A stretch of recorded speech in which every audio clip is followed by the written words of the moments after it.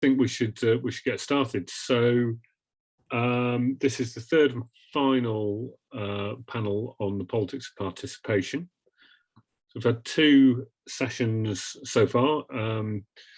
If I cast my mind back to yesterday, we had a great discussion that I think Richard summed up really well in relation to kind of key themes around the significance of complexity and how, actually you're going to have to help me out here, Richard, what were your concluding thoughts? I remember we talked about complexity and the significance for kind of accountability, policy and practice. And what else? We talked about knowledge has come up in several sessions as well. Yeah, I think knowledge is a recurring theme now, isn't it, between our sessions and others in the conference. But framed in different ways. So epistemic justice has come up, cognitive justice, as well as sort of knowledge infrastructures. So I think there's some interesting theoretical approaches to pull together. And I find it interesting, and maybe Anusha as well, given our interest in the work of the great Norman Long, that this, we seem to go in these cycles in development, and I think knowledge was, it's always been there, but it seems to be sort of back on sort of center stage in a way I haven't seen it previously.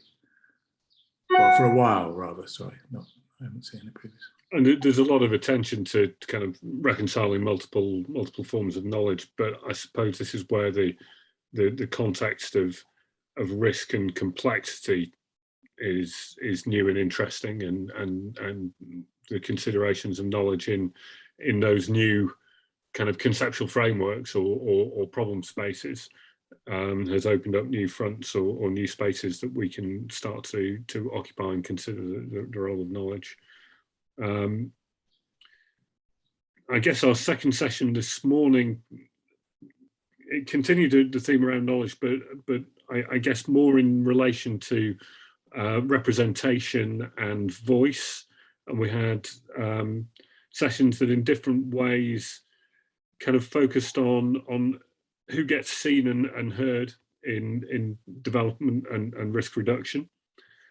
And for me, what was interesting was the connection between kind of representation, contestation, and I guess recognition justice. So a kind of deeper understanding of participation and representation that starts to ask questions about kind of underpinning socio-political relations and how they're rooted in historical kind of the history of a place, and how that connects to the identities that are present, and how the notion of identity and individual subjectivity and group subjectivities come to intersect with the question of representation, voice, and authenticity. And certainly in I think in Anusha's case, it was around a very formal sense of authenticity of informal settlers. So it's the state recognizing particular groups as authentic or inauthentic.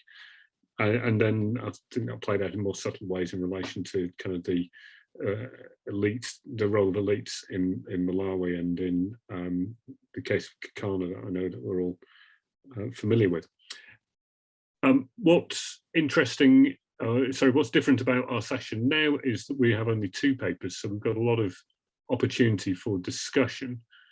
Now, I know that everybody here knows each other apart from June.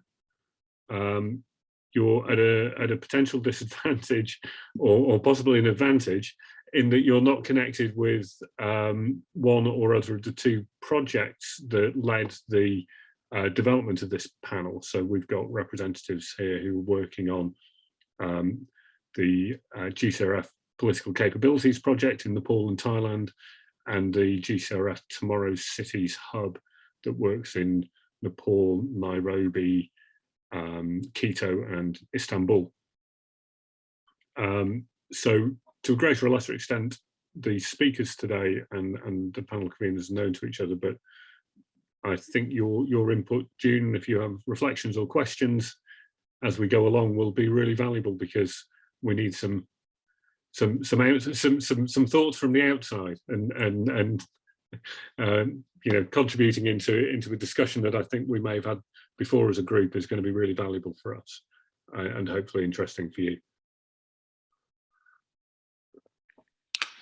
Hi, yeah. Hi, everyone. Hi. If I may, just a brief introduction. I'm quite new to the DSA conference, and I'm a research fellow at University of Greenwich Natural Resources Institute. So I work with Julian Kwan and others in the land resources, and interested in gender and diversity in food systems, as well as the social ecological systems that attracted me to the panel today, earlier this morning and this afternoon.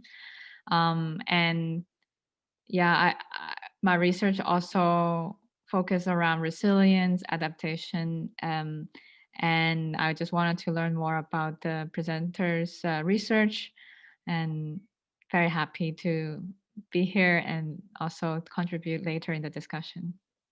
That's great. You're very welcome, and it's really brilliant to have you here. And please do chip in as much as you like with whatever thoughts that you have. And we can afford to be informal. We've got how long have we got? Well, we've got until 4 o'clock if we need it. As I say, we've only got 2 papers, so we've got plenty of time for discussion and interaction. So do take advantage of that. Although I'm aware that Num in Thailand might be getting a bit weary. What time of day is it with you, Num? Right now is about 8:30. Oh, you're just coming to life. That's great. Okay. I just load with lots of coffee. Yeah, perfect. And Num, you're gonna kick us off. So why don't you briefly introduce yourself, and then we'll get started with your presentation. Thank you, John. I'm a faculty member at urban planning program at the School of Architecture, Design, and Art at King Mongkut Institute of Technology, Lakrabang, in Thailand. My research is around vulnerability analysis, like in tsunami cases and resettlements of fissures, and also livelihoods of people around industrial facilities. There was on the kind of systemic risk called NATEC, where natural hazards triggers technological disasters. And also working on urban resilience in the context of industrializations. And yeah, I think that's about it.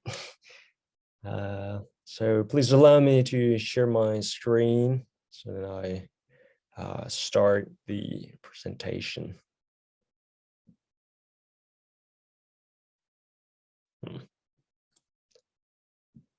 That's great. We can see that. Hold on. How about even better? Right now? Okay, Even great. better than perfect.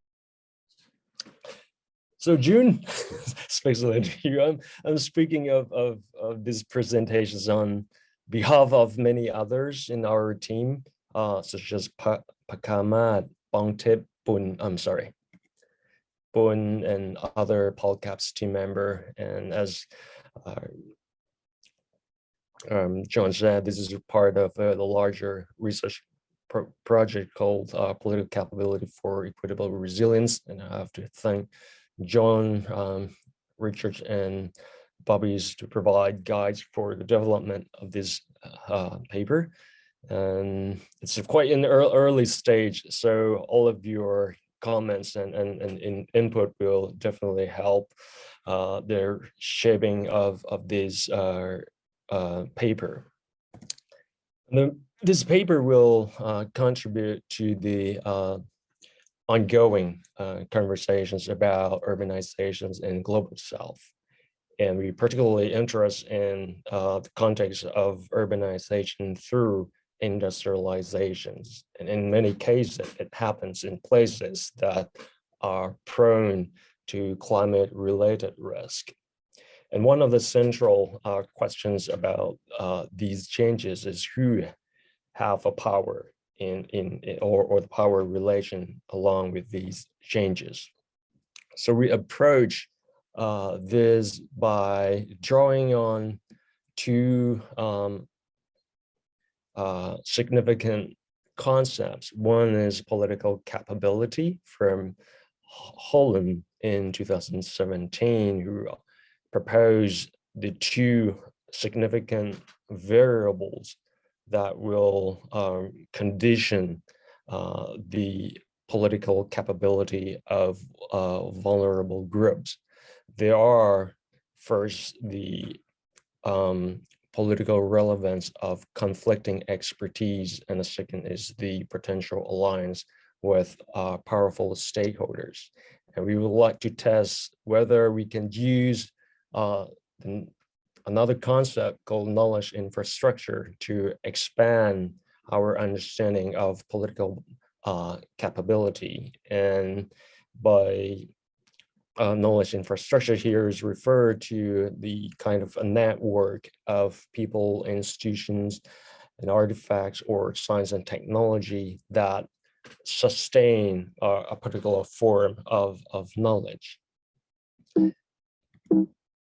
And in doing so, we look at a case of small farmers communities in a sub-district called Kaodin district. And this community is located in a larger zone that has been designated as one of the national significant development zone called Eastern Economic Corridor. And these development projects are highly connected to the national level policies, where concepts like inequality, poverty, and informalities or political divides are among the justification of these national level policies.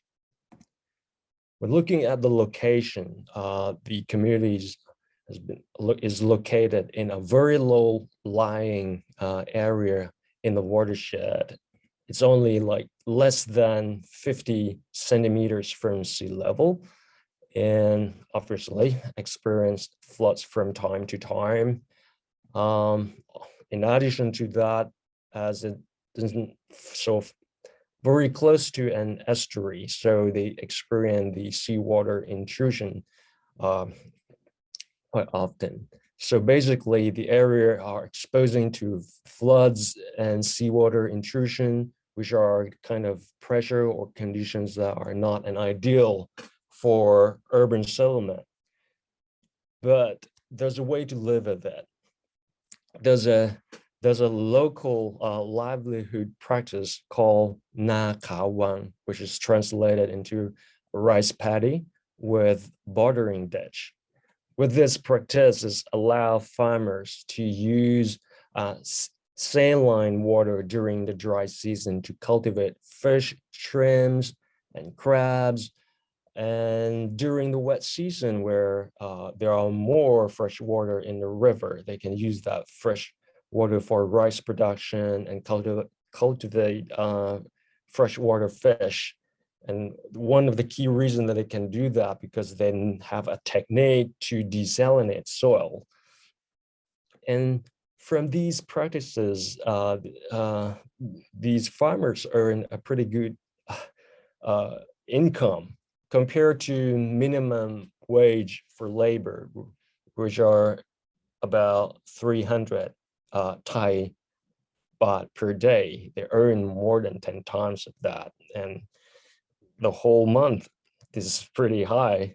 I think double or triple my salary.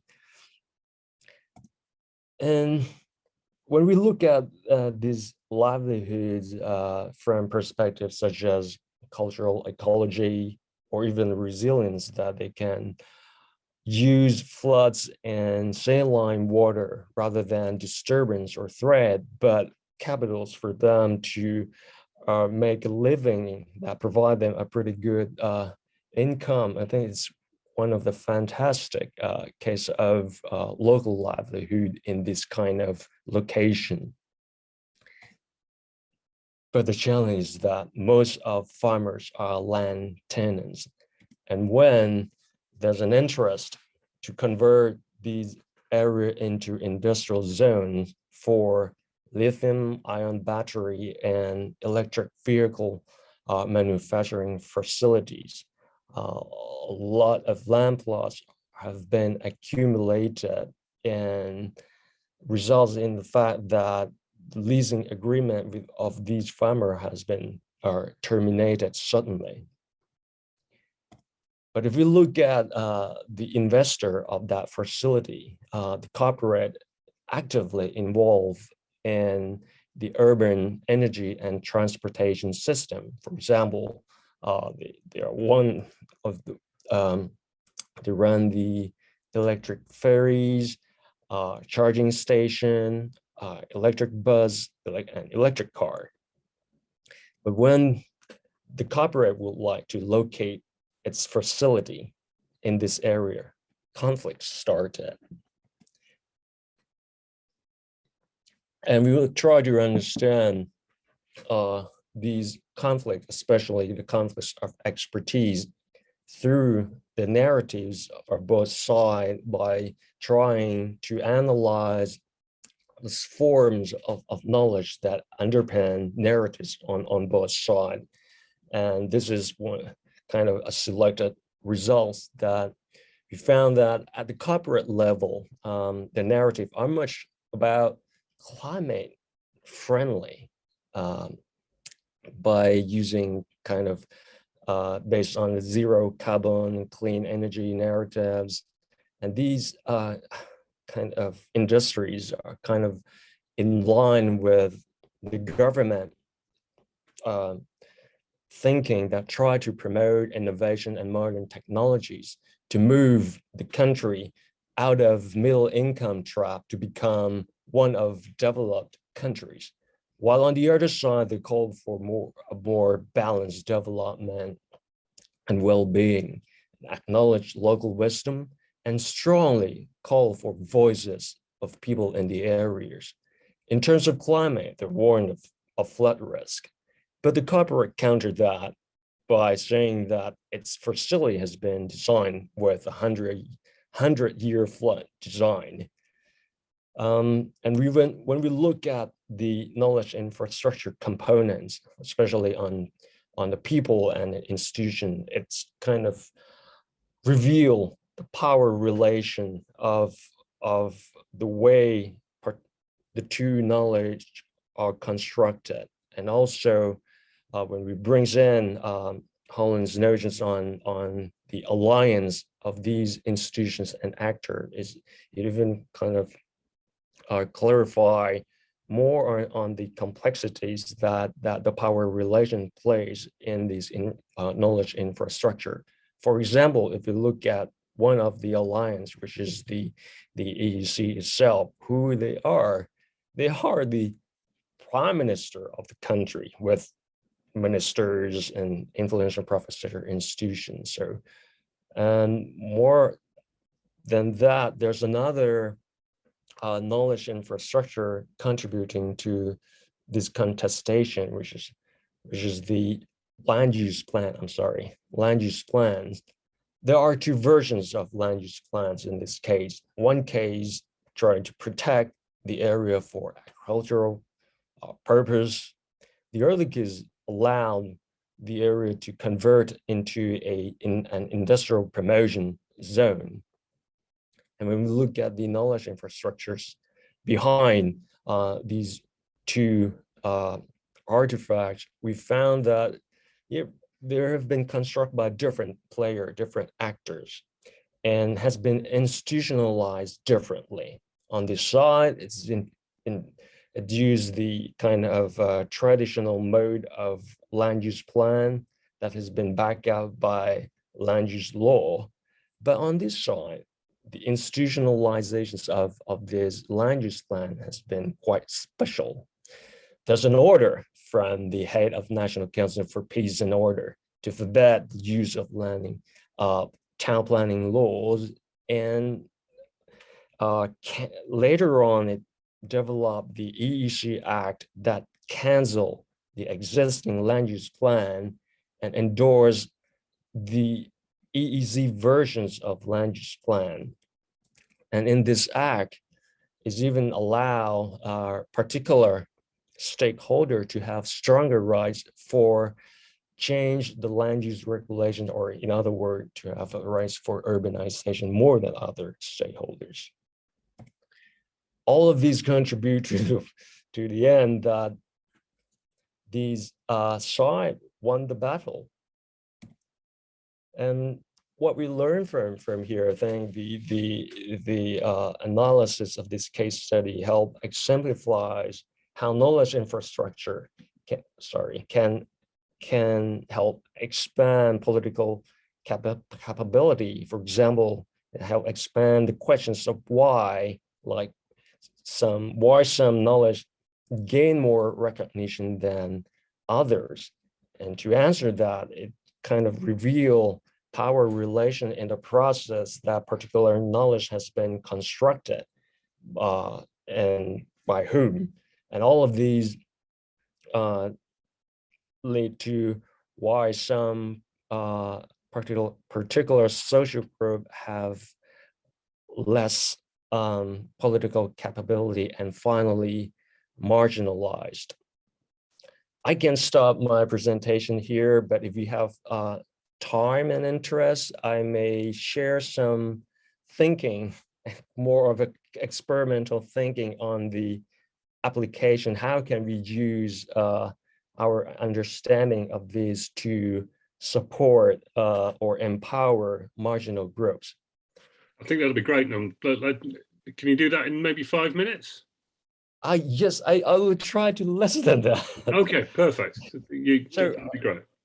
Okay, thank you. Ideally, I think what we would like to do is, when we have this kind of understanding, we can sit down with the marginal groups and use this to co-design with them how we can move forward.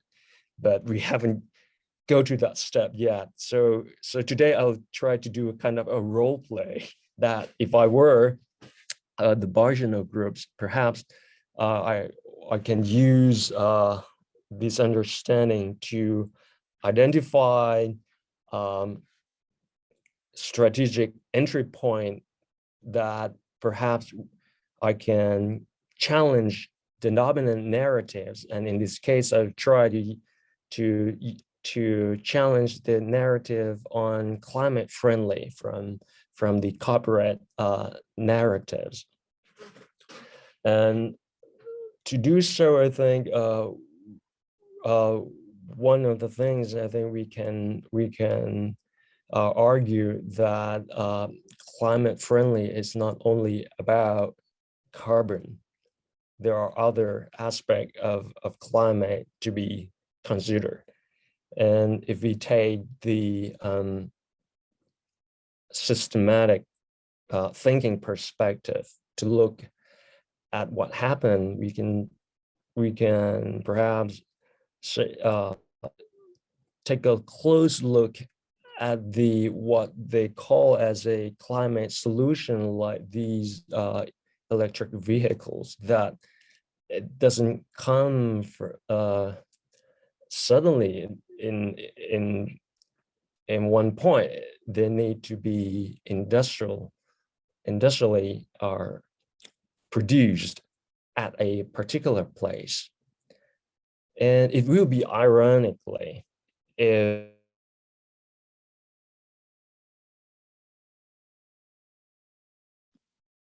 Just lost you for a moment there, Num.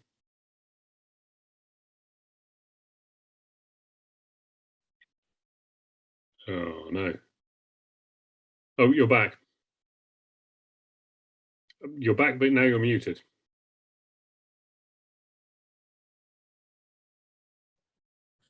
Okay. Sorry, I think my signal has been lost. I think. Is this? Yep, you're back. Yeah, that's got the screen back. Yeah, and you're about to say it would be ironic if, and then. Thank you, John. You are so precise. To tie Elon Musk, cut your network. Well, that's amazing. I think it would be ironically to see if the production of the so-called is that okay right now? Can you hear me well? Yeah, that's fine. That's fine. Keep. I think come back again about the ironic thing. I think, or it would be funny if the so-called climate solution like these electric vehicle will be produced in the way that reduce climate safety by locating its production facilities on a climate risk area. And this is not about only them that have, they may argue that they have the 100-year flood, but we may be argue back that it's not only about individual setting, because this facility will induce urbanization in the surrounding area, and it happens already in many cases in this region that the urbanizations around industrial park are so rapid that local organization or local authority could not keep up with that. And the urbanization will brings in more people into the areas, and there are no guarantee that those people can have the capability to have the 100-year flood design in their construction. And another point that I think is important, that if the production of these climate solution has been occur at the expense of something already good in dealing with environmental change, like Nakawang, it will be, I think, quite a sorrow. And I think the case of Nakawang is also can signify that this is not only modern technology is the answer to climate solution. There are local livelihood that can transfer climate risk into prosperous living with a dynamic ecological condition. And I think these type of local livelihoods needs to be acknowledged, recognized, protected, and even promoted. I think I will stop here. Thank you. Thank you, Num. That was fantastic and really very clear, and a really interesting and I think valuable use of the political capability and knowledge infrastructure framework to unpack a really interesting case. So I'm sure there's a lot that we can pick out of this. However, before we do so, in the spirit of following the kind of process that we've adopted for the other sessions, shall we, BJ, do you want to provide your presentation next, and then we'll take questions and answers and open up a discussion at the end? Thank you, John. Professor Sangeeta will be presenting. So great. Okay. Yeah. So, sorry, Sangeeta, I had BJ's name on my list. So shall I share my screen? Please do. Yeah. Okay.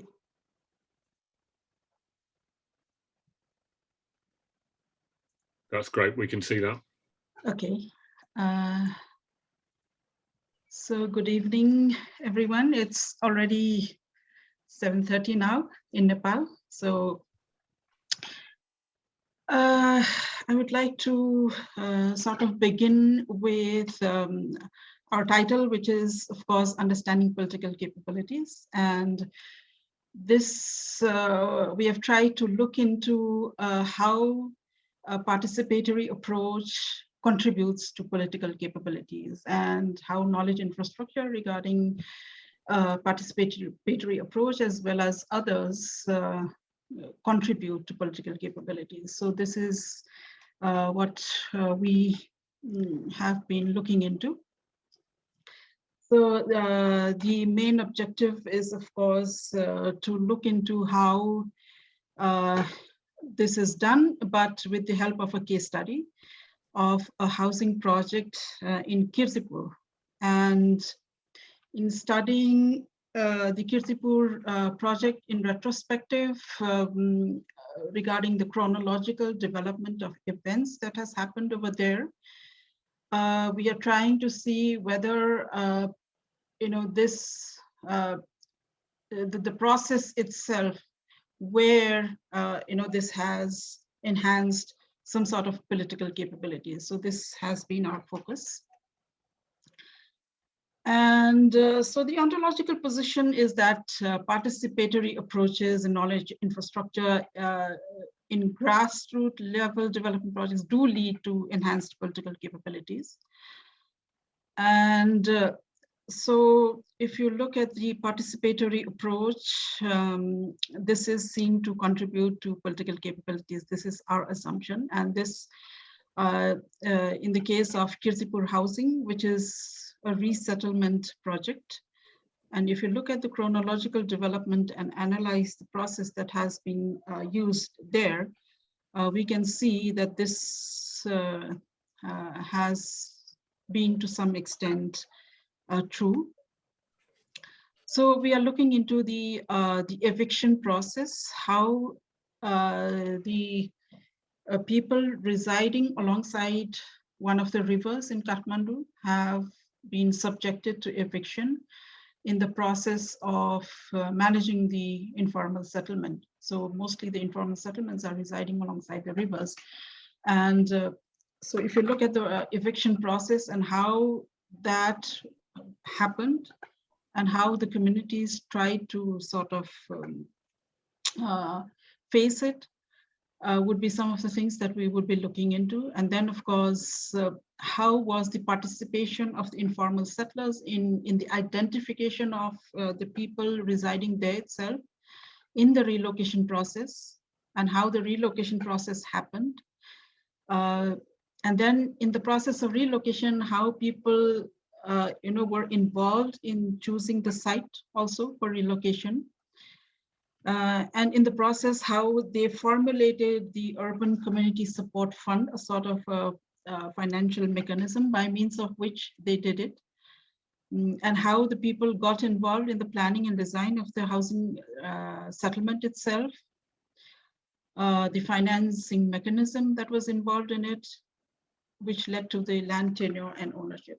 So this is these are the steps in which we would be looking into, how this has sort of enhanced the political capabilities. So this we will be looking in retrospective. And of course, all of these has contributed to political capabilities as per the study. And the method is, of course, also to some extent participant observation, because I was also involved in the process. And then, of course, some key informant survey, ethnography, and document analysis. So this is the analytical framework. And of course, the political capabilities approach is basically based on Sen and Nussbaum's theoretical backgrounds, that they have been focusing on the functioning capability of human well-being rather than emphasizing on the inequality of resources. And the focus is mainly on the human beings and human-centered development and recognition that diversity of human beings matters. And of course, the perception that individuals can differ greatly in their abilities to convert the same resources into valuable functioning is what are some of the underpinnings. And of course, also Nussbaum has been focusing on the 10 central human capabilities, which based upon which the capabilities can be developed. For example, the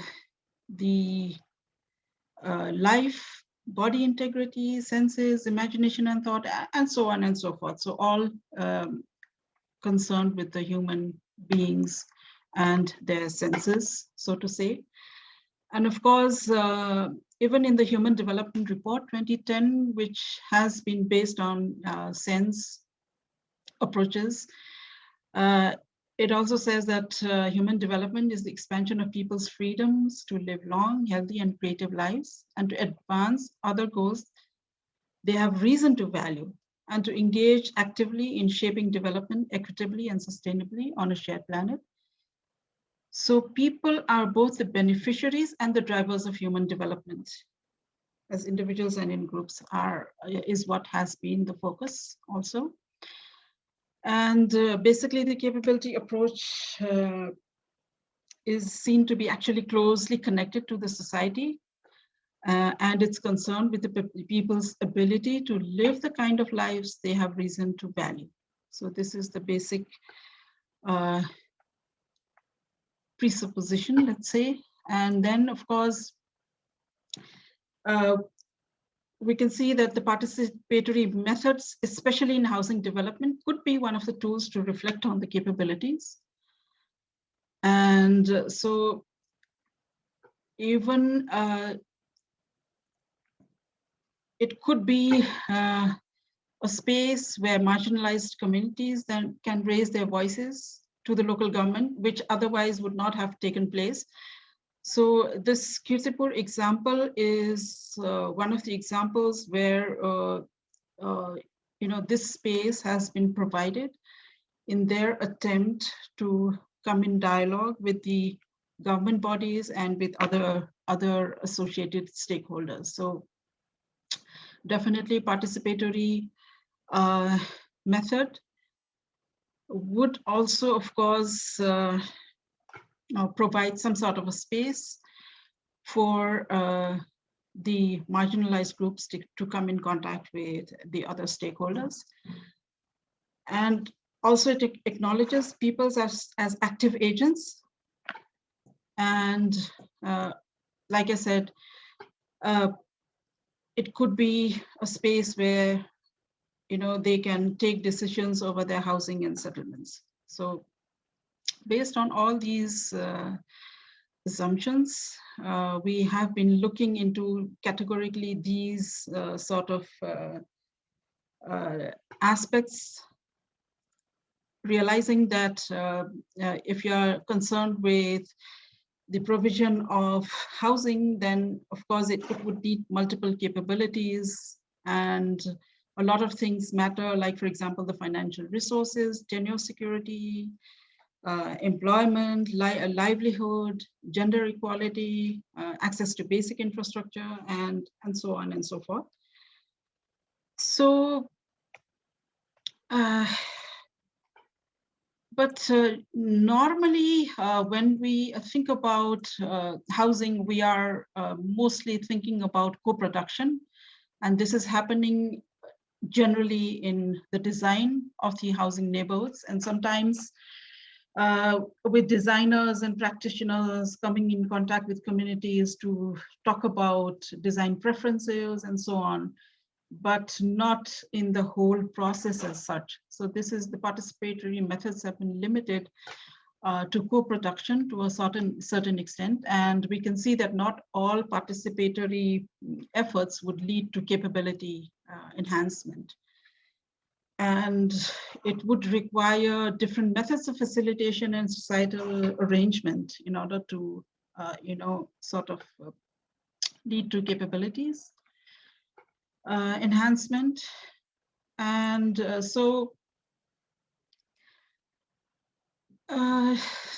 of course, if you sort of facilitate a significant degree of participation, then, in conceiving the pro orientation, this would, lead to shaping of public policy. And unlike in cases where, for example, such as some initiatives like literacy drives and microcredit and so on, do strengthen the pro initiatives, whereas in influencing public policy, I think this has to be properly sort of worked out. So normally the theory of participation would emphasize that the top-down approaches are not working that much, and that it does not lead to sustainability if the communities are not involved, and if they are not involved from the very beginning of the design process. So looking at the case study in retrospective, we see that this project was the project where the informal settlements that were residing along the Vishnumati corridor were sort of selected for relocation. Initially, these were meant to be evicted, but based on the discussions and so on, later on, this was converted into a relocation program. So if you look at the informal settlements in Kathmandu, these are normally situated in ecologically sensitive areas like the riversides or some slopey areas and so on, and normally on public lands. And these are not permanent in nature. So a lot of these have been happening in Kathmandu. And if you look at the number of informal settlements, these have been increasing. Already, if you look at this data, you can see that it has doubled in 2013 from, if you compare it with the data of 2008. The data is somewhat old because not a lot of survey has been done in this regard. And normally, the squatters residing in all these areas are at the risk of being homeless when some development projects are ushered into those areas. For example, there are normally development projects in the name of river corridors, roads going along the river corridors that sometimes subject the squatter settlements to risk of being homeless. So this is how the squatters are residing in the riverside areas, and sometimes when the roads are planned alongside the rivers, these are subjected to eviction. So normally this is the case, and there is a lot of disaster risk. Even now, during the monsoon period, if you look at the rivers, these are all being flooded, and the squatters are, at the risk of flooding. So in tackling with the squatter settlements, if you look at the current trend in the housing provision in Nepal, then you will see that already in the constitution, there is provision for the right to housing. And the constitution already guarantees the establishment of right to education, health. Not only education and health, but housing has also been taken as one of the areas which the citizens have the right to. And it has been said that it is the responsibility of the state to cater to the housing, and especially to those who are socially and economically backward, and to the marginalized societies as well. And so there are certain policies. For example, there is this national shelter policy, which has tried to address the housing related problems related to slums, rental housing, and economically weaker sections. especially, but still the alleviation fund is yet to happen for the housing urban poor. So there are policies, but in the implementation part is very weak. And of course, there's increasing demand due to immigration and increase in informal settlements. So what has been happening currently is that with the provision of Apartment Ownership Act and so on, there are a lot of private sector involvement in housing. And what the private sector is producing is this sort of housing, which of course caters to the elite and the group which of high income categories. So this is the general trend. On the one side, the private sector is catering to the housing, leaving aside the marginal and the low cost sections of the society.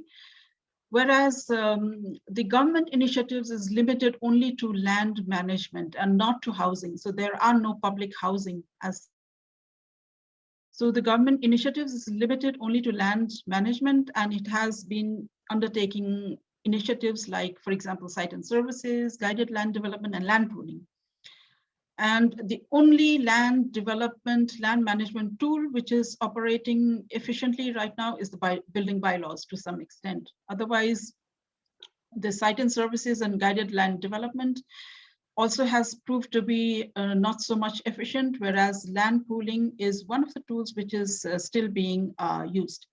So this is the tool which is which mainly based on which the land management basically happens, but nowhere in the land pooling tool is the marginalized groups and low income categories targeted. So also the financial market available is not accessible to the urban poor most of the time. And so the urban poor and the marginalized groups are always left out in the government initiatives as well as in the private initiatives. But some of the government initiatives, like for example, the Janta Awas Karyakram, which is called the People's Housing Program, has been initiated, but this has been limited to people that have land ownership. So these are given by the government to those people who already have land. So having land is a basic criteria. And if somebody owns a particular land, then the government can come in to provide the housing. So this does not cater to the landless people as such. And so the participation and inclusiveness is not seen in such type of housing because this is individualistic in nature and not much beneficial. So this is the only government initiative that has been happening, apart from one of the initiatives which the government has tried to do in the name of providing housing to the urban poor, which is the Urban Poor Housing Program, which looks something like this, where they tried to resettle the squatters from alongside a river, and they built the housing, but due to non-participation of the communities, this has not been successful. So it is lying just like that. It has not been accommodated because even the squatter settlements, the people residing in the squatters do not think that these are habitable spaces. So totally left out from the community participation and done from a top-down approach. So this has not been very successful. And of course, the current initiative is the land provision for the landless. And this is one of the examples of the notice that has been pursued by the government, that it says that for the purpose of managing the unorganized settlements, the following local level landless, Dalits is the marginalized groups, landless squatters and unorganized settlers have been informed to submit the application form to the local level within 35 days from the date of publication. So this is the publication that has requested or solicited application from the landless people. And so this has been done by the recently formed Land Related Problem Solving Commission. But there are many controversies related to this particular type of provision of land, because there is a saying that there would be political influence and so on and so forth in provision of land, and this does not cater to the real landless people. So these are some of the initiatives that are there. Whereas if you look at the Kirtipur housing project, this was a relocation project targeted towards, and this was done by an initiative from Lumanti in coordination with other stakeholders, like, for example, the Kathmandu metropolitan city, the private sector, and so on. So all of them came together to do this relocation project. And so if you look at how the eviction of the squatter settlements was done, it was, so the eviction happened because the Vishnumati link road was planned. And so the area needed to be evacuated. And so this was already planned way back in 1969 in the Kathmandu Valley Physical Plan itself. And however, the project, the implementation of the project would mean that certain amount of households would be relocated, or it needs to be evicted. So since these were informal settlements, it was the assumption of the government that these could be evicted by force. So that was the thing. And then, of course, the government, with its limited financial resources, would not have considered any sort of relocation or anything of the sort, compensation or anything of the sort, while doing these sort of programs. So this was, so way back then, this was not the trend also. So these people would have been evicted outright. So, so when the eviction notice was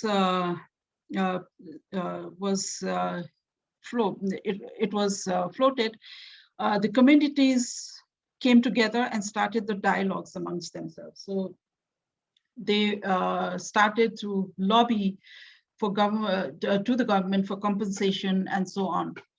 So this was when they came together, and then tried to sort of convince. So I went back, I think. So, and then of course, what happened later was that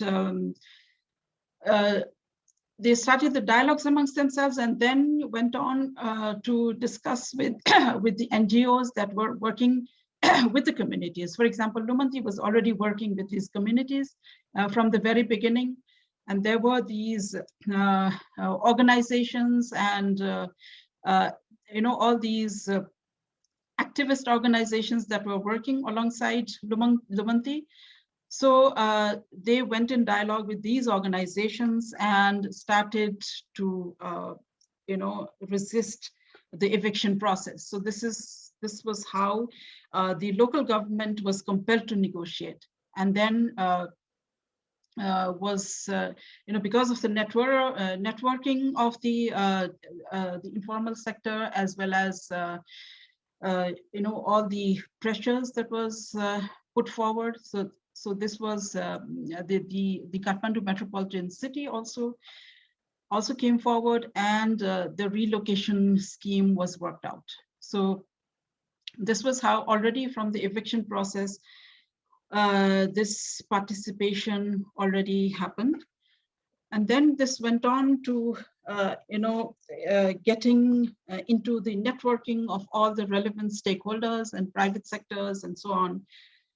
And then, of course, the negotiating capabilities was improved for the local communities. And then, of course, this created some sort of the empowerment of the communities to negotiate with what was going on with regard to their sort of settlement.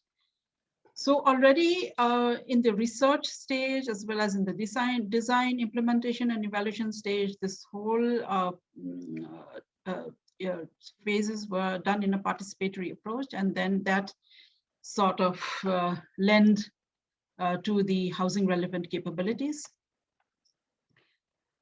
So So that was during the process of eviction, but even during the choice of site, the landless, so these informal sectors were clearly involved in identifying the genuine landless people also, because it was a huge challenge to identify who were the genuine landless people. And this was done in close participation with the community, because the community were well aware of who were the genuine and who were not. So this helped a lot in identification of the informal settlers as such. And even the site selection was done in a participatory manner. In the first place, a site was given very near to where they were residing. It was in the core area. And but the community rejected the site because this site was in close vicinity to the core area of Kathmandu Valley, and it was a very sort of valuable land, and the land was limited, so it had to be done in an apartment sort of system. So this was outrightly rejected by the community, and they chose the site which was a little bit distant from Kathmandu Valley. So they did not think about the livelihood aspects in that phase. So even the choosing of the site were done by means of participatory analysis. And so rather than choosing a site which was in the core area, they chose a site 10 kilometers away in Kirzipur. So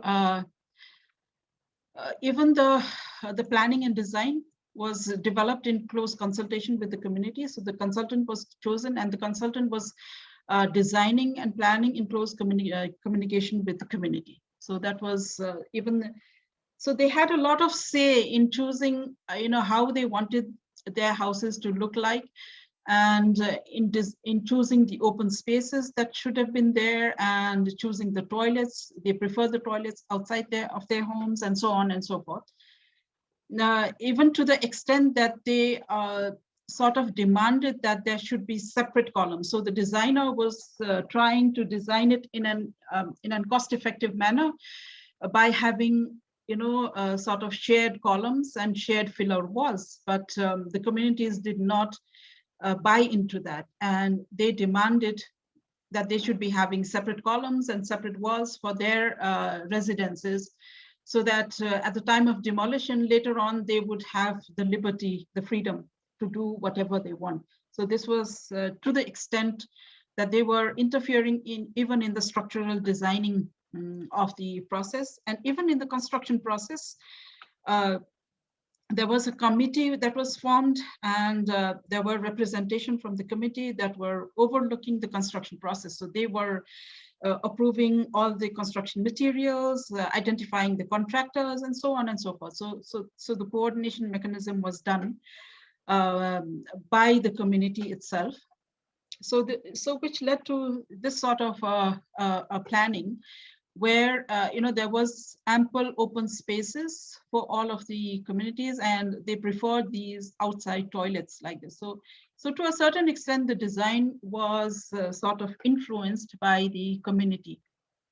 And initially, the house was planned for 51, but later on, they also decided, so some private sector was also interested in the ecological aspects of the planning. So later on, these two housing were also demolished,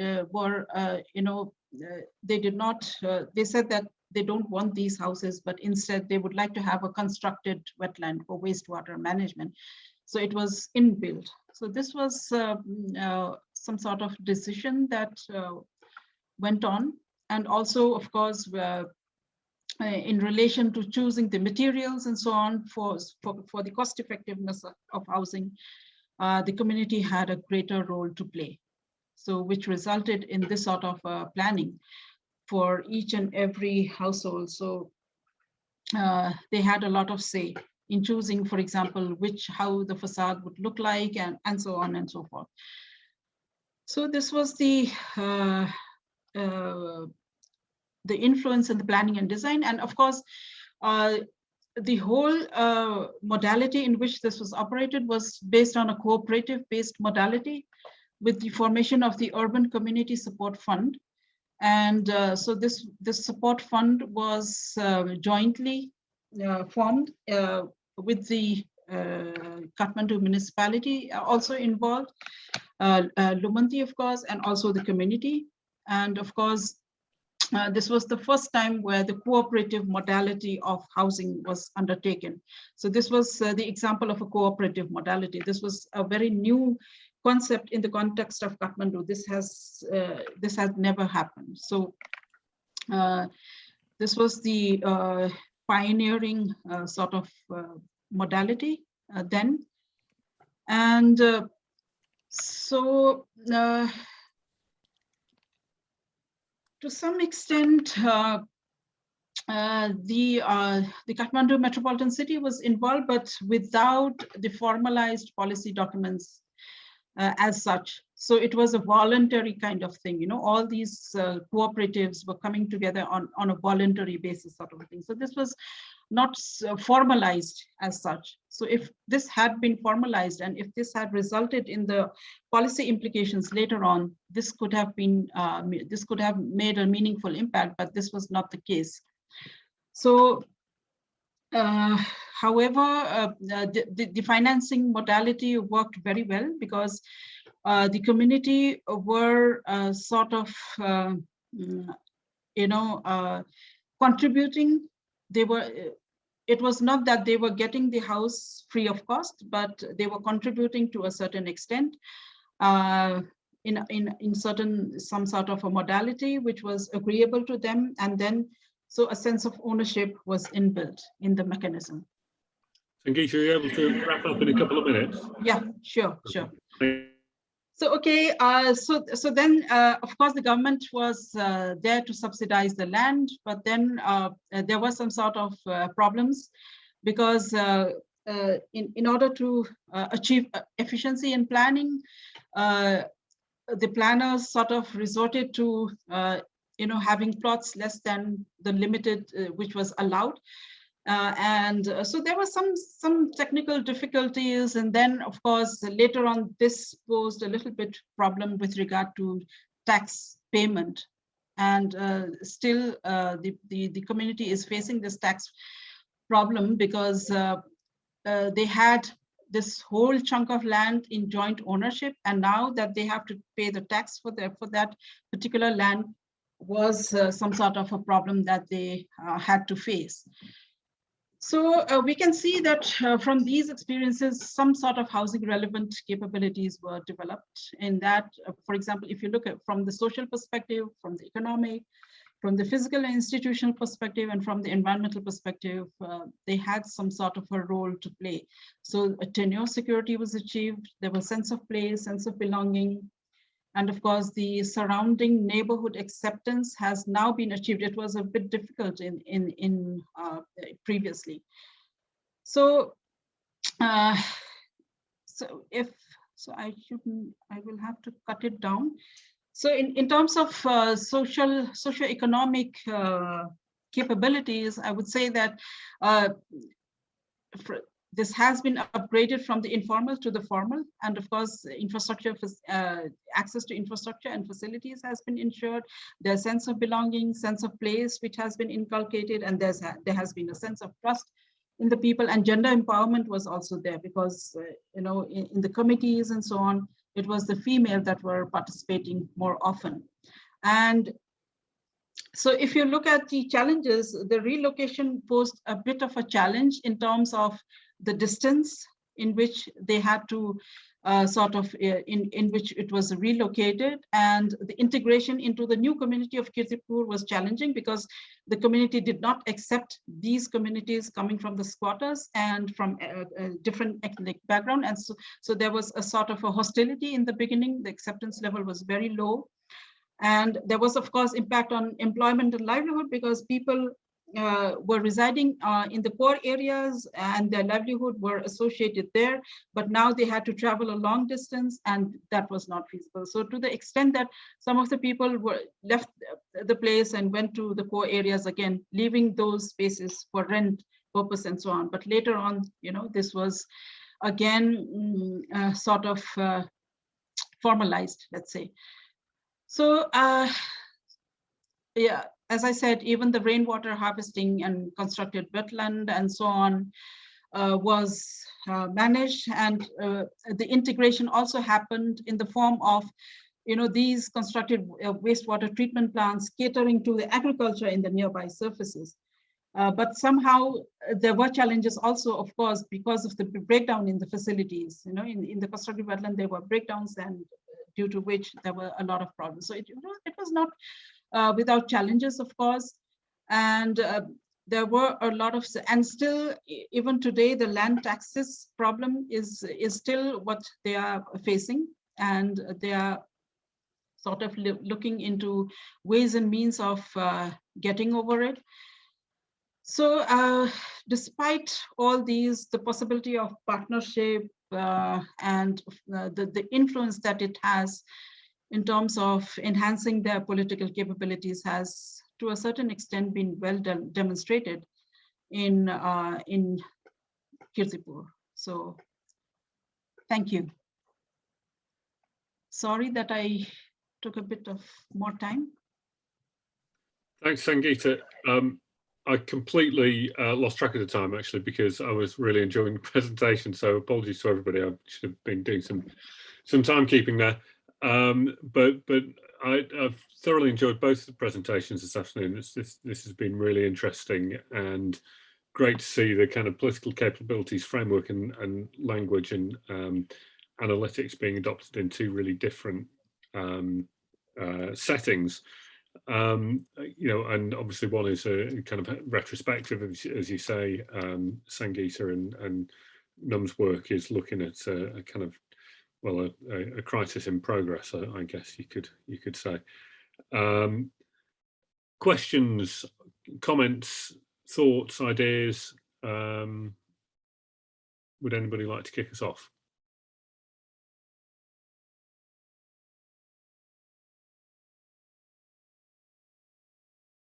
I've got loads. Dilly.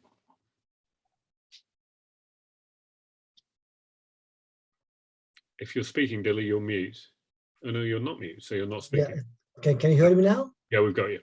Well, thank you, John. Well, I really enjoyed both presentations. I had one question for Noom, but the presentation was given by ma'am, Sangeeta ma'am, was so nice. I really enjoyed that. I forgot the question, but I have something to ask you. Well, I have questions for both presenters. The first to Noom. I like your presentation. It's very nice, and I enjoyed whatever you said. Probably I might have missed at some point because my internet was a little bit shaky when you were talking. But I was just wondering that how these private investor, those who are investing on the private in the industrial sector, how they influence policymaker. What were the mechanism they execute to make and to influence and to make policy in their favor? That part you might have explained, but I missed that part, and that's a question. One question for Noom. And for Professor Sangeeta, it was really excellent. I like the detail about the Kirtipur housing. I didn't know much about, I wanted to read, but I didn't get that chance to, to know about Kirtipur housing. But one question is that how their social relations is at present.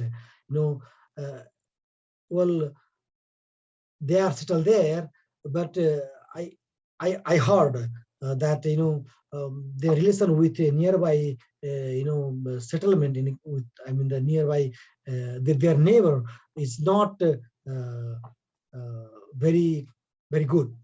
There's some kind of misunderstanding between them, old and new settlement. Or maybe they might still think about their previous social positionality.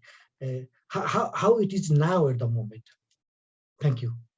Maybe Noom can start first. Yeah.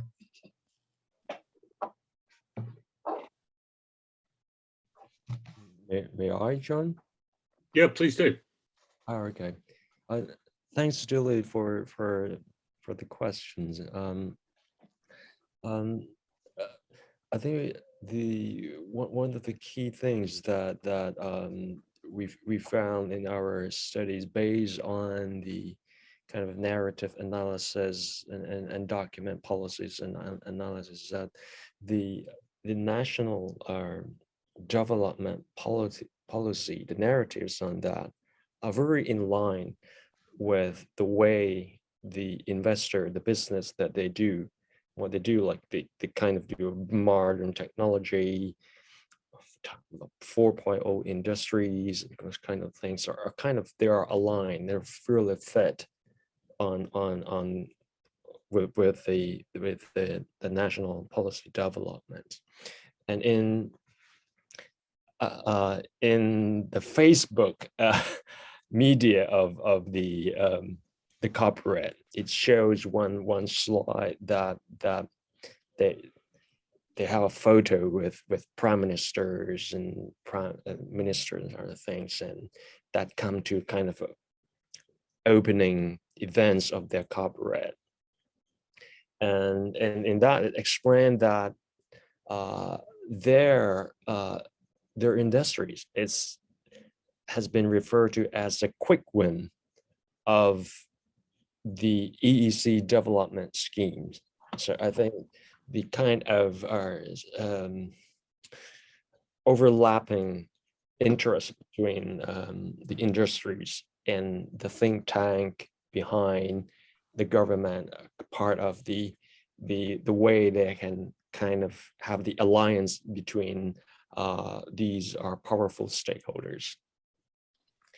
But I think there will be more story behind that, which I wish I could dig into those kind of stories, and perhaps it could be in the next step. Perhaps I'll give you some insights in next meeting. Yeah, okay, I understand that. Okay, thank you. Thank you. All right.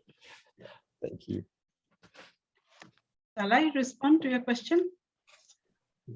Okay, as you might imagine, when you talk about squatter settlements and a huge chunk of these people coming to a totally, ethnically strong community like Kirtipur, you can imagine that there was a lot of resistance in the beginning. People were not even talking to they were isolated. I mean, they thought that these were some sort of people full of criminal activities and so on, sort of. So these were completely isolated, and people were afraid that this whole chunk of people were coming there to reside. And even in getting the infrastructure facilities over there, they faced a lot of problems and opposition. And even in when the land was bought over there, there was a lot of opposition from the communities where it was supposed to be relocated. But because of the intervention of the municipalities and Numanti and so on, and dialogue after dialogue, they were accepted. But still, socially, they are not that well they were not that well integrated. But later on, so what happened is that this land is surrounded by the agricultural field, and they had this constructed wetland, and they were supposed to provide some good effluent for the agriculture. And so this created a sort of a community cohesion in terms of win-win situation for the surrounding community. But then suddenly this whole thing was broken down. The constructed wetland was broken down, and instead of providing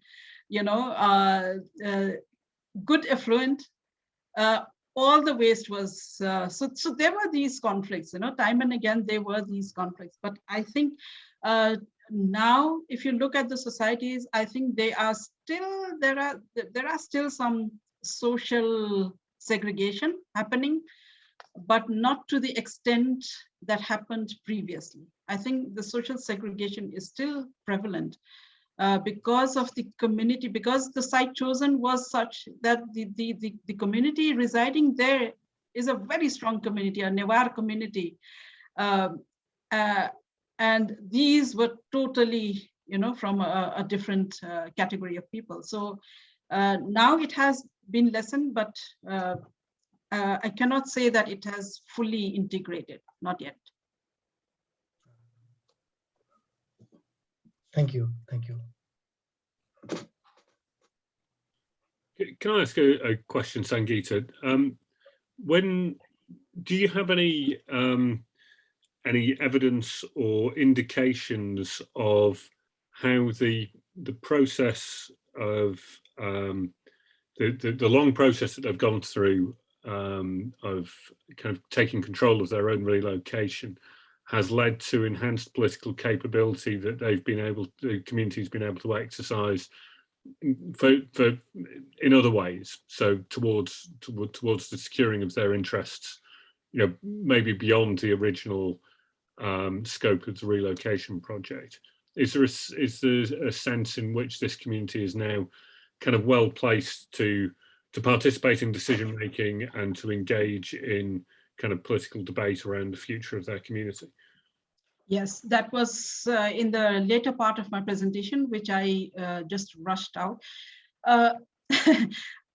So this has enhanced other political capabilities as well, because now they are facing the problems with taxation. Previously, they did not know that, the designers, what they did was they planned the whole settlement in such a way that the land was kept in a joint ownership, because they had to plan beyond the limits of the minimum that an area could be planned for. So they thought that having joint ownership would work, but they did not realize that this would have repercussions in terms of tax, because then the people would have to now jointly pay the tax. And even Lumanti did not know that this was applied. So after 15 years, they got to know that now they have to pay the accumulated tax, right?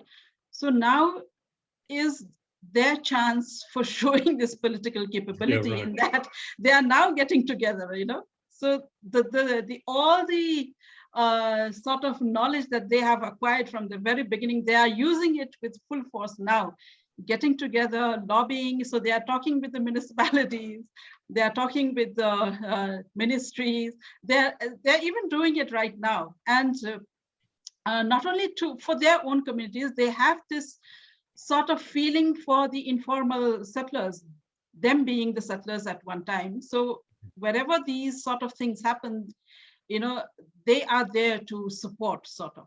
So this, I think this even now they are demonstrating this sort of a capability, So they have all sorts of linkages with the municipalities, with the urban planning institutes, and so on. So they have these linkages now, and they are trying to influence the ministry to sort of live, exempt the tax now. So to some extent, they might be successful. So they are in that process of, sort of exempting this whole tax and starting all over again.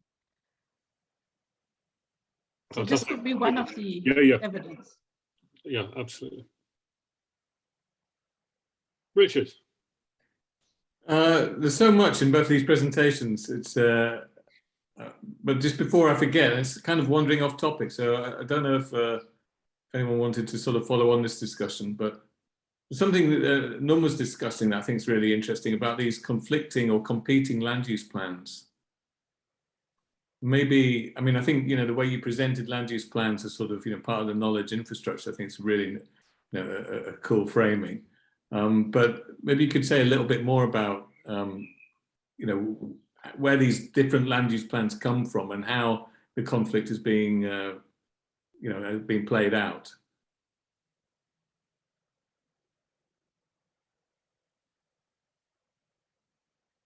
You're muted. I'm muted. I'm sorry. Can I pull this slide up again a bit? Yeah, should be able to.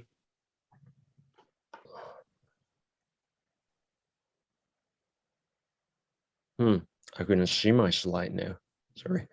I'll speak on that. So there there are two versions, right? If you remember, the one that keeps the area as the agricultural area is the one that in the process of renewing land use planning as a kind of regular basis, and the process has been followed kind of a bylaw of land use planning that requires a certain level of input from people. However, the consultants in this land use planning process do a little bit more, that they divided the meeting with our stakeholders into sub-district, and they do the whole the meeting with each sub-districts and identify kind of problems and potentials of the areas. And in this particular sub-district, the results of that meeting is that they identify that the area is the area that have potential for agricultural purpose. So they develop this kind of land use based on input from these small meetings all over the area, and put into kind of a land use plan. But in practice, it's not only the input from people on the ground, but also kind of technical ideas from planners and the planning team in the consultant firm who got the job from the Department of our urban planning. And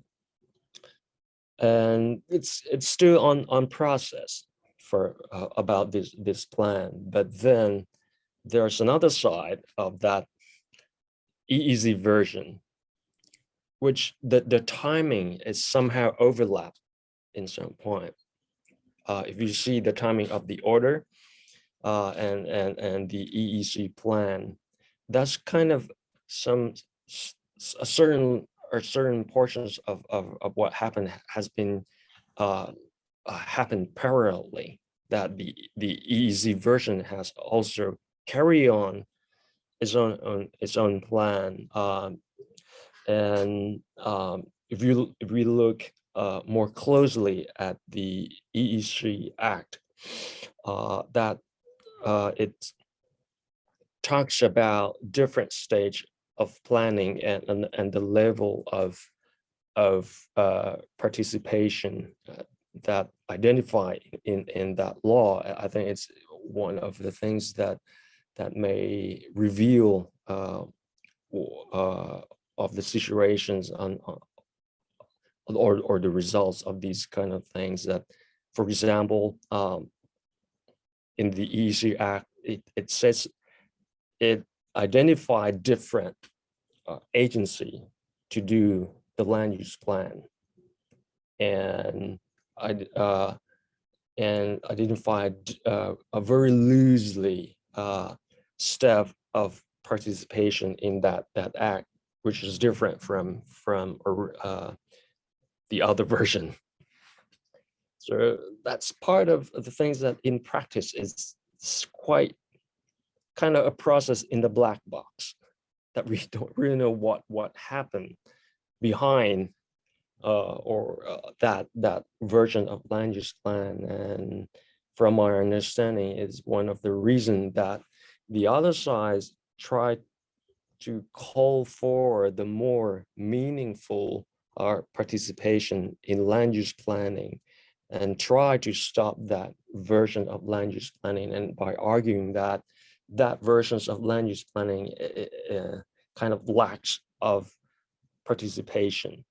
And right now, I think civil society in EEC are suing the EEC land use, I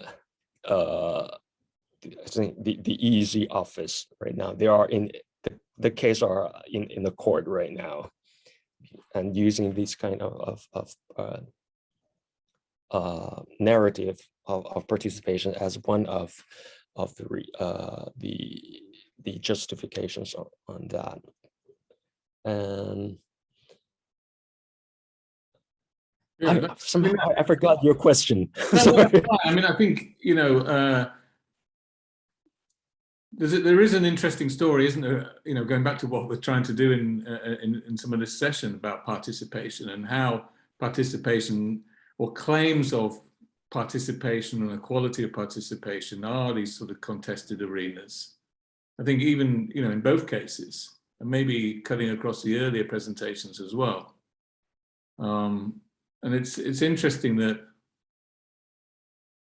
I mean, you could, if one was wanting to critique the EEC expansion and all of that, there are many lines of attack. It's interesting that participation should be that sort of, you know, the hook to sort of, you know, mobilize against EEC, in the same way as, you know, there's a history of similar industrial development that has also been challenged around participation. And yet it's such a loose and slippery term. Yeah, I'm not sure where this is going. I'm just sort of rambling, but I think there's something there. Could I jump in here just with a couple maybe questions and thoughts? I think it links somewhat to what you're saying, Richard, hopefully, and to what Noom you've been presenting. Noom, I really liked your presentation a lot. I found it really excellent. Particularly, I liked how you kind of, you know, using the KI framework that we've been talking about for so long now, you really emphasized how forms of expertise underline narrative, right, or like central to the constitution of narratives. But I'm wondering if we can kind of like push that a little bit and look at that question of conflict in relation to narrative. So we're saying, right, if I understand you correctly, that conflicts revolve around conflicting forms of expertise, and then these kind of underpin narratives to a certain extent. So I wonder if we can, for example, try to characterize those forms of expertise more specifically, or just kind of give them a little bit more empirical detail. So one example would be a form of expertise is obviously the map, right, or a land use plan. And they support particular dominant narratives as you show, right, really clearly. But I'm wondering if we can go further and say, okay, within those plans, what type of values or norms are embedded or embodied or upheld? And in the counter maps that might exist, or the counter forms of narrative technologies, what kind of different values might be put forward? Yeah, so in what ways are the maps supporting a particular dominant narrative, and in what ways might counter mapping undercut that to some extent? So I wonder if we can go in a bit more detail about the forms of expertise in particular, as a way of maybe looking at participation as being as kind of Richard was talking about, this contested space, if that makes sense. So that's kind of my kind of comment / question to you, Noom. For Sangeeta, really found your presentation interesting. It really helped me understand the Kittabor case study a lot better. And yeah, I'm looking forward to kind of talking to you a little bit more about that going forward. But a similar question around conflicting forms of, or to what extent are there conflicting forms of expertise are related to the housing project, around different narratives about how the housing project was being imagined? To what extent were there conflicting forms of narratives within those being resettled, right? So competing visions of what they wanted to get out of the housing project, for example. And then the last kind of related point to that is, can we think in, or is this a claim that we could potentially make? Could the housing project and like the co-productive process that you described so well, can we see it as a type of like vector or like jumping off point for understanding political capability?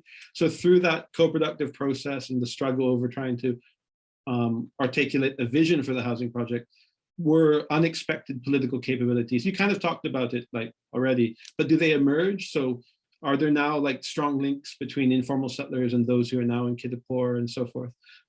Yeah, just to get both your thoughts on some of that stuff. Thank you. Really great.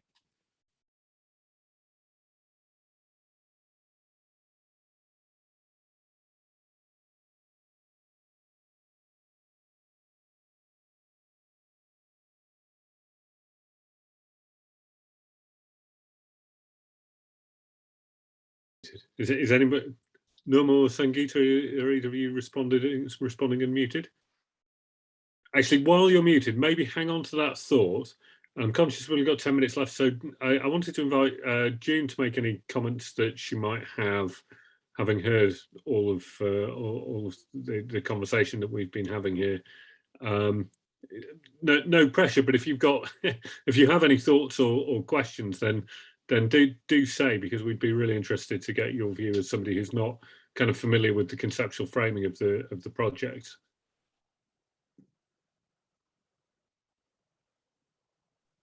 Can I respond to Bobby's question? Just give us one sec, Sangeeta. Just give us Okay. but don't lose the thought. Okay. Sorry, did I miss your question, John? Yeah, I just wanted to offer you the opportunity to ask any questions or provide any comments. None if you did, there's no obligation, but I'm conscious we've only got 10 minutes left, and I don't want to kind of run out of space before. Yeah, I thank you. Thanks, John. I had a question that actually Dilly asked already about the earlier interactions between the for Sangeeta, about earlier interactions between the settlers and the neighbors, and so Sangeeta answered that very thoroughly. I am not very familiar with the KIA framework that Bobby you mentioned, but thinking about knowledge, expertise, and the legitimacy of institutions. So I did a little bit in like reading up about institutions and natural resource governance, and oftentimes it's the people who are the resource users giving legitimacy to the different forms of formal, informal rules around how resources used and shared, and so I am interested in that, to learn more about that framework about people, institutions, and artifacts that Noom presented, to see how that can be applied more broadly to other contexts. And I wonder, like, for Sangeeta's presentation, it reminds me of an earlier presentation in another panel where, I think in Nigeria, where a community is also relocated, and there were a lot of government resources to build different housing for the resettled community. However, they had these intangible links to their previous home, where perhaps their parents or their ancestors were born there and buried there, and so they had some resistance to be relocated. And so I wonder if that is similar. I might have missed the earlier context that Sangeeta you've presented, but similar situations that is faced by the communities in your research, that they are still tied to the previous location, and they still have this desire to return back at some point if it's feasible. So yeah, those are the two questions with remaining time. But yeah, it's very interesting, and really hope to read the papers that are linked to the presentation. Thank you. Thanks, Jen. I guess we've got time for a couple of minutes each in response, Noam and Sangeeta.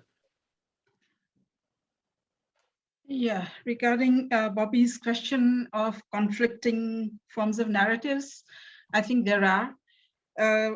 For the government, squatter settlements mean that these are to be evicted. In the policies, the squatters are not there. So this does not exist for the government. And if they are there, then they are there informally, without following the regulations and so on. So these are to be evicted. So this is one form of the narrative that the government bodies have. And if you look at the NGOs, then they are more into the upgrading. You know, they suggest that these should be wherever they are, and then this has to be upgraded. You know, they should not be sort of evicted and so on. So there are different forms of narratives, of course, and even now, if you look at the policy documents, you know, these squatter settlements are nowhere mentioned. So nothing of the sort is being mentioned. It's only now that, you know, this committee has been formed in order to tackle the landless people. Otherwise, you know, for the I think these, whereas for the settlers or for the neighboring people, the squatters mean that they are nuisance. You know, these have come from outside, they are forcefully staying there. They sometimes they are not even, you know, sort of true landless people. They have land somewhere else and they have come forcefully over here and settled and so on. So there's always this tension in the peripheral areas, in the neighborhoods. You know, they are never getting along very well with the neighborhoods. So there are different narratives with regard to the definition of squatter settlements itself in the first place. And of course, there is always this tension, and whenever there's some sort of river pollution or some sort of crime and so on, these people are blamed. You know, sort of this sort of conflict is always there. That is one thing. Whereas with regard to June's question, I think the intangible links are not so much there in case of the informal settlements. Since the informal settlement people are coming from outside and residing, so they are not that much, you know, intangibly linked with the place that they are staying. Of course, if they are staying there for a long period of time, then there is this thing. But in case of Kirtipur, what happened is that all those who were involved were giving them the option to reside just nearby where they were residing. So there was a very, you know, well-placed land, which they could have readily accepted and stayed where, you know, they were linked to their livelihood. This option was there, but they, you know, sort of chose to reside at a distant place because from the cultural perspectives, people think that having ownership to land is very important. And apartments are not to our cultural systems, you know, so people don't easily accept the apartments. If they have ownership to land, then they think that, okay, I have a house to, there's a sense of place. If they are residing in apartments, even in the elite class or even in the middle class societies, this feeling is there. So this was also predominant in this community. So if they had chosen this particular area, now they would have flourished so well, you know, because this was such a beautiful piece of land, very near to the core area. And if it was an apartment, it would have functioned very well, but they did not choose it. And they chose to go there to a distant neighborhood, which was not accepting them at all. So this was at their own cost, which they had to pay a price for. Even now they are paying, of course, to a certain extent. Whereas if they were living here, it would have been a different story because it was near to where they were already residing and they would have been formalized. So in response to June's question, I think this did not work. The intangible links did not work that much over here. Num, you've got 30 seconds. All right, I will respond to June first, and then I have plenty of time with Bobby. Yeah, exactly. We can hold on to that. That's an excellent question, and my quick questions, quick answer to that, I think, is about how we can use knowledge infrastructure to unpack the power relation that underlying the construct of particular forms of knowledge. And then it depends on which kind of area that you are interested in, for example, in terms of natural resource management, I think there will be kind of various school of thoughts in terms of how we can manage the resource, like moving people out of natural resources, or we can live together, and we can use like the knowledge infrastructure to try to understand the construct of these like different school of thought, and reveal the power relation that embedded in those are thinking. Am I okay? Fantastic, thank you. That was super efficient. We have reached 4 o'clock and we're going to have to close the session. I think Richard might be off the hook because we've run out of time for a summary. Anusha, I saw your hand. I'm really sorry. We're going to have to hold on to the thoughts for another day. But thank you everybody for your participation. You know, there were so many links and parallels between the two presentations and the way in which the concepts were handled that I think the presenters have done a great job of drawing a clear line through the topics this afternoon. Thanks to everybody. I understand that recordings of these sessions will be available via the DSA website. And we've got, yes, as Richard says, certainly as a project team, we've got plenty of material to discuss in our project meeting at the end of next week, I think, which is slightly subverting the purpose of the conference, but great from our point of view. Thanks, everybody, and all of your active participation has been really appreciated, and I look forward to seeing all of you soon. June, stay in touch.